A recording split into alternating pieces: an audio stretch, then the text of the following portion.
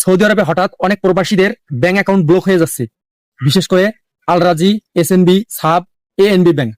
তো কি কারণে ব্যাংক অ্যাকাউন্ট ব্লক হয়ে যাচ্ছে এবং কি করলে ব্যাংক অ্যাকাউন্ট ব্লক হবে না, জানতে পুরো ভিডিওটা দেখুন। আপনি যখন আপনার স্যালারির চেয়ে বেশি পরিমাণে মানি লেনদেন করেন তখন আপনার অ্যাকাউন্ট ব্লক হয়ে যায়। আপনি যখন অপরিচিত মানুষের সাথে লেনদেন করেন, অর্থাৎ যারা ক্রিপ্টোকারেন্সি কেনাবেচা করেন স্যালারি অ্যাকাউন্ট দিয়ে, তখনও কিন্তু আপনার ব্যাংক অ্যাকাউন্ট ব্লক হয়ে যেতে পারে। এছাড়া ধরেন আপনার স্যালারি 2000 রিয়াল, আপনি প্রতি মাসে ডিপোজিট উইথড্র করেন 5000 রিয়াল, 7000 রিয়াল, 10,000 রিয়াল। এই কারণে কিন্তু আপনার ব্যাংক অ্যাকাউন্ট ব্লক হয়ে যায়। কারণ সৌদি আরবের ব্যাংকগুলো সৌদি সেন্ট্রাল ব্যাংক সামা এর নিয়ন্ত্রণাধীন। সেখান থেকে তারা প্রত্যেকটা ব্যাংক অ্যাকাউন্ট হোল্ডারদের অ্যাকাউন্ট পর্যবেক্ষণ করে। তারা যখনই দেখে যে আপনি আপনার স্যালারির চেয়ে বেশি পরিমাণে মানি লেনদেন করতেছেন, তখনই তারা আপনার অ্যাকাউন্টটি ব্লক করে দেয় বা ফ্রিজ করে দেয়।